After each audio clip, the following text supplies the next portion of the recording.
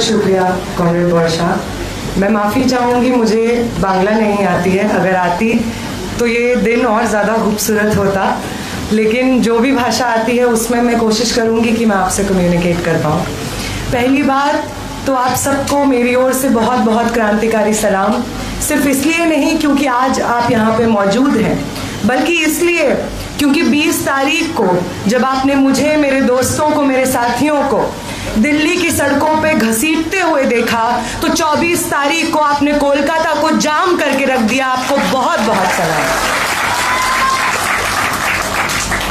मैं बहुत खुशकिस्मत हूँ कि आज मैं यहाँ पे हूँ और हम एक जेनजी आंदोलन के विक्ट्री के ऊपर राइड करते हुए उसके कॉन्टेक्स्ट में यहाँ पे खड़े हैं। मैं ऐसी जगह पे हूँ जिस जगह ने इस देश को खुदीराम बोस दिया, और ये आंदोलन भी उन्हीं यंग लोगों का है जो शायद अगर खुदीराम बोस को जाने, समझे, पढ़े तो उन्हें अपने इस आंदोलन का एक हिस्टोरिकल कॉन्टेक्स्ट मिल जाए। अपने इस आंदोलन की जड़ें कहाँ हैं, वो जड़ें अगर कहीं हम यंग लोग ढूंढेंगे तो शायद हमें बंगाल में मिलेंगी, खुदीराम बोस के संघर्ष में मिलेंगी। और मैं बहुत खुशकिस्मत हूँ कि आज उनके मार्टिरडम शहादत दिवस पे मैं यहाँ बंगाल में मौजूद हूँ। उनको, उनकी विरासत को, उनके संघर्ष को मेरा बहुत बहुत सलाम। एक और वजह से मेरा बंगाल आना स्पेशल मुझे हमेशा लगता है, क्योंकि जब मैं क्लास 10th, 11th, 12th में थी तो मैं शिलीगुड़ी में पढ़ती थी। मेरी वहाँ से स्कूलिंग हुई इन 3 सालों में। और आई थिंक ये 3 साल वो होते हैं जब आपका एक पैर घर की 4 दीवारी के अंदर होता है और एक पैर बाहर की दुनिया में होता है। जब आप फिगर आउट कर रहे होते हैं कि अपनी ज़िंदगी के 15-16 सालों में आपने जितना कुछ समझा, सोचा, पढ़ा, क्या जब आपको एक इंडिविजुअल बनने का मौका मिलेगा, क्या आप उनसे अग्री करेंगे, उनसे नहीं अग्री करेंगे। और शायद अगर मैं बंगाल में नहीं पढ़ रही होती अपनी 10th, 11th, 12th, तो मैं कभी चारू मजुमदार का नाम नहीं सुनती, मैं शायद जनरल संथाल का नाम नहीं सुनती, मैं अरुंधति रॉय को शायद नहीं पढ़ती, मैं पाब्लो नेरूदा को नहीं पढ़ती, मैं आगा शाहिद अली को नहीं पढ़ती, जिसने भले ही मुझे लेफ्ट की तरफ तब ना धकेला हो, वो जर्नी बाद में आई, लेकिन राइट से दूर जरूर कर दिया। क्योंकि इन लोगों में मुझे वो फंडामेंटल एम्पैथी मिली जिसके आधार पे शायद पूरा ह्यूमन सोसाइटी कंसोलिडेटेड है। हमारी हिस्ट्री से लेकर के आज के दिन में इस मूवमेंट के मुकम्मल होने में अगर कोई एक चीज सेंट्रल रही है तो वो सेंट्रल है हमारी एक दूसरे के साथ सॉलिडारिटी। और ये सॉलिडारिटी कुछ लोगों को बहुत नागवार गुजरती है, और इसलिए अगर आज मैं किसी चीज के बारे में बात करना चाहूंगी बंगाल में, तो इस सॉलिडारिटी के बारे में बात करना चाहूंगी।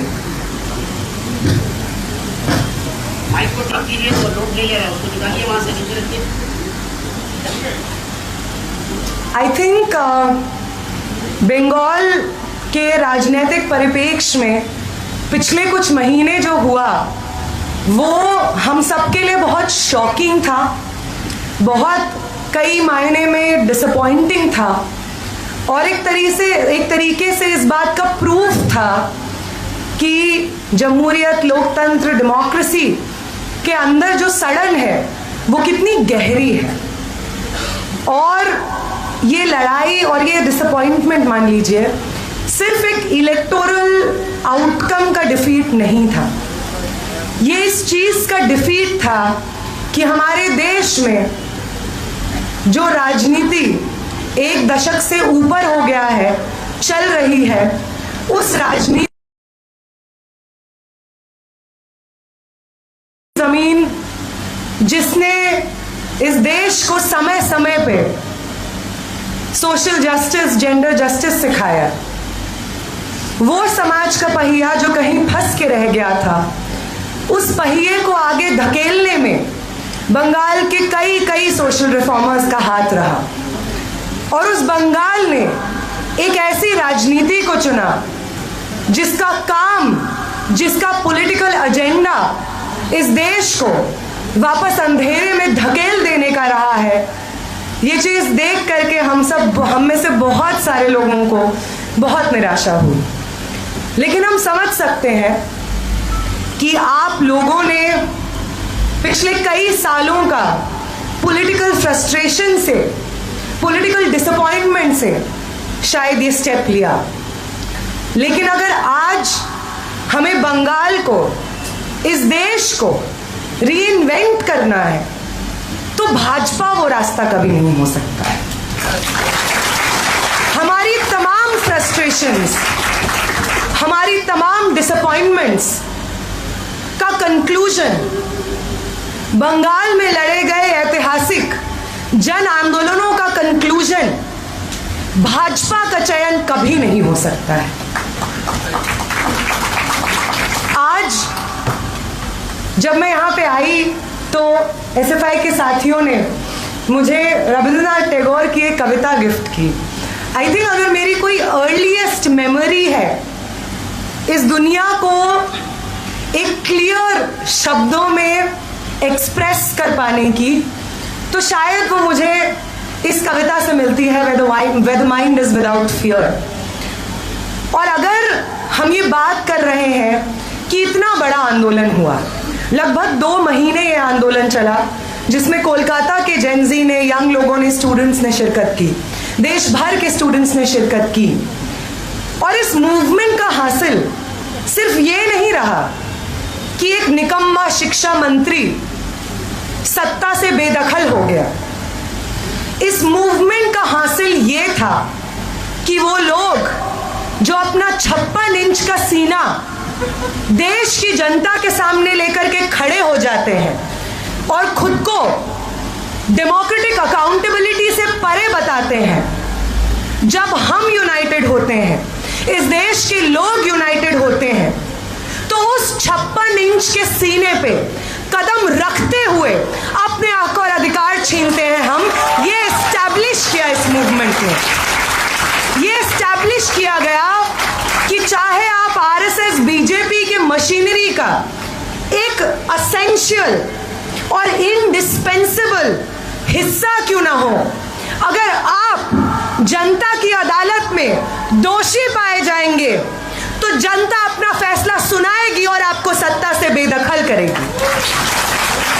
और एक बहुत इंपॉर्टेंट हासिल जो इस मूवमेंट का रहा वो ये रहा कि इसने हमें सिखाया कि हमारी दशकों पुरानी निराशा, हमारा दशकों पुराना डर, हमारा दशकों पुराना डेवलप हुआ साइलेंस टूट सकता है।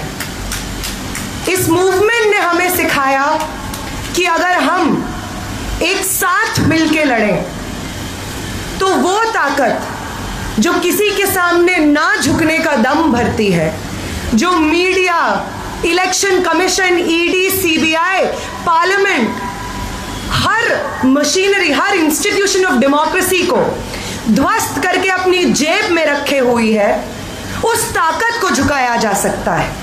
और ये सिर्फ इस मूवमेंट की जीत नहीं है, ये आगे आने वाले, आगे लड़े जाने वाले हर संघर्ष की जीत की पॉसिबिलिटी की ओर इशारा करती है। ये हासिल है इस मूवमेंट का।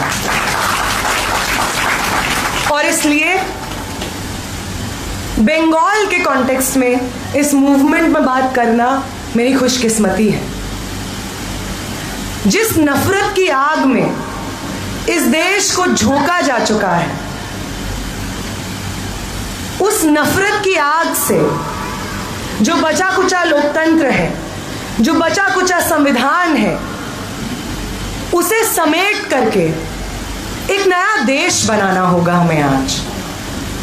और क्योंकि इतिहास इस चीज का गवाह है, सिर्फ हिंदुस्तान का नहीं, दुनिया भर का इतिहास इस चीज का गवाह है कि अगर सत्ता को चुनौती देने के लिए उस देश के, उस समाज के नौजवान सड़कों पे उतर आते हैं तो बड़े से बड़े तख्त का पलट हो जाता है।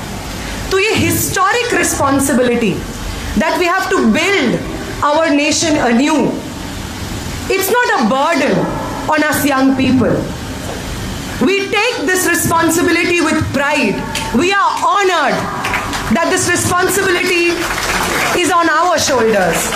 We are proud that the nation we grew up in will not be the nation we will die in. We are proud that we will have a role to play in this. We are proud that this country will be political and it will be made anew by our contribution. It is our utmost honor that this movement, it will be our utmost honor that this movement be seen as the beginning of the end of the fascists.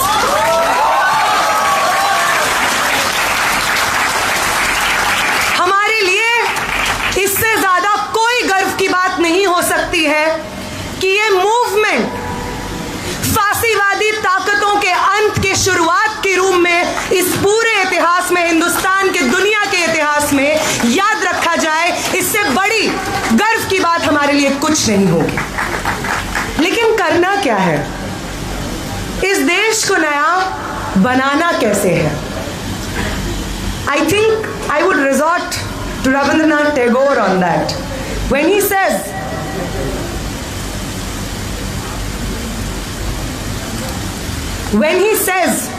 where the mind is without fear and the head is held high, this is the nation he's talking about.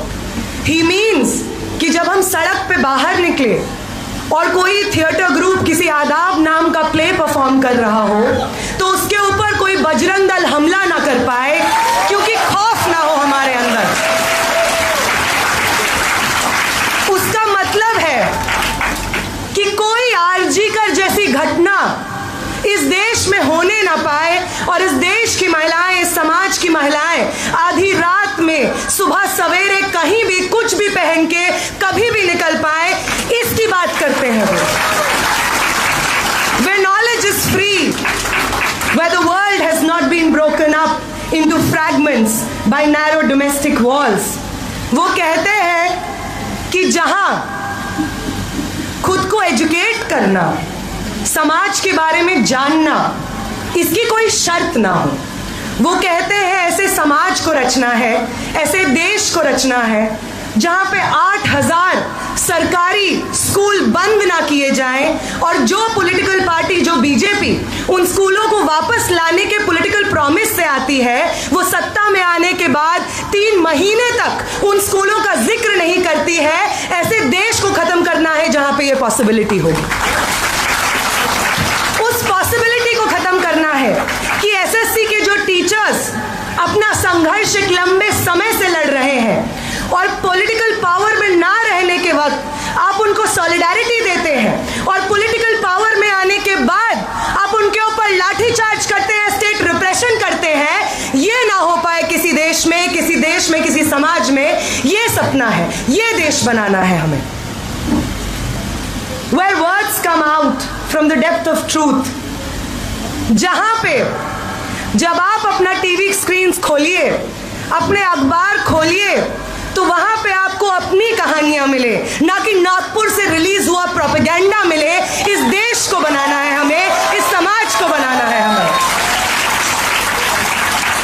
वो media जो जिम्मेदार है इस देश की रगों में, जो अगर नफरत दौड़ रही है, उस नफरत को पार्लियामेंट में भाजपा के जो भाषण होते हैं उससे लेकर के हमारे ड्राइंग रूम्स, हमारे घरों, हमारे डाइनिंग रूम्स, हमारे मोबाइल स्क्रीन्स, हमारे टैबलेट्स तक जिन लोगों ने पहुंचाया है, उस मीडिया को इस ऐसे देश में जगह ना मिले, क्योंकि सिर्फ और सिर्फ सच की जगह हो, ऐसा देश बनाना है हमें।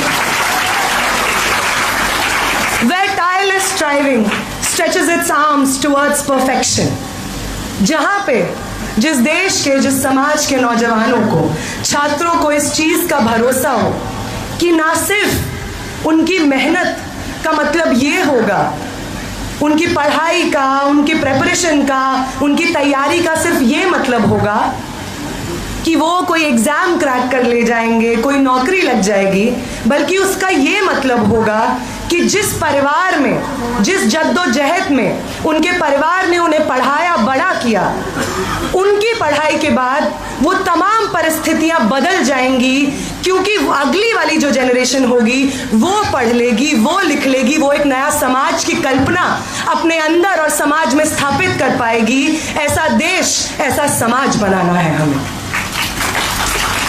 And this is my favorite, where the clear stream of reason has not lost its way into the dreary desert sand of dead habit.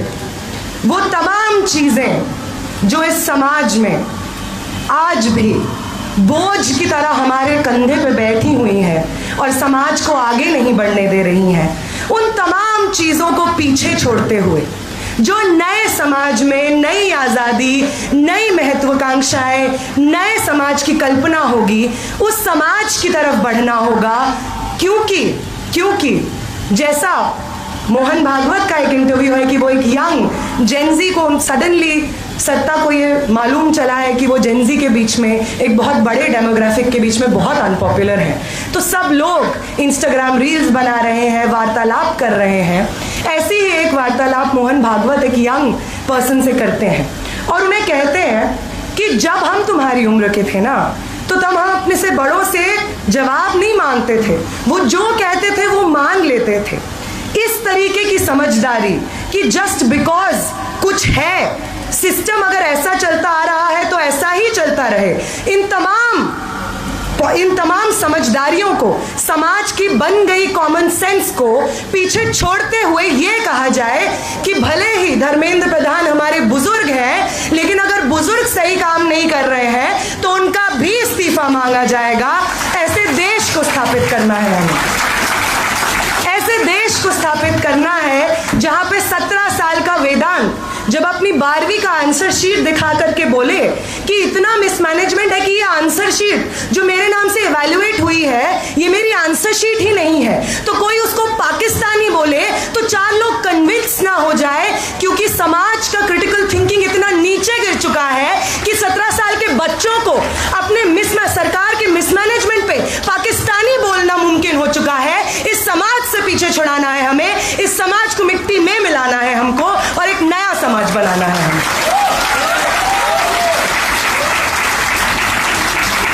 Where the mind is led forward by thee, and when I say thee, I mean we the people of India who constitute ourselves into a democratic, socialist, sovereign, secular republic.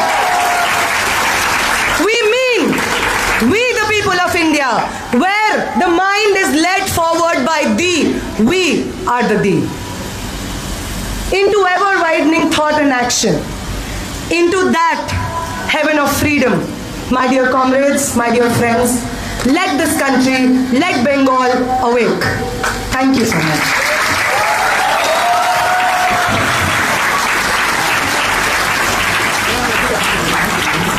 আপনারা শুনলেন comrade নেহার বক্তব্য। Comrade নেহাকে লাখো লাখো লাল সালাম, সংগ্রামী অভিনন্দন এবং উপস্থিত সকল বক্তাদের আইসা আরওয়াই এর তরফ থেকে অনেক অভিনন্দন। উপস্থিত সকল